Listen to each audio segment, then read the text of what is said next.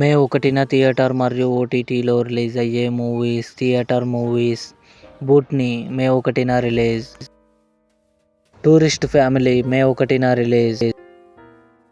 Hit 3 May 1న release. Retro May 1న release. Raid 2 May 1న రిలీజ్.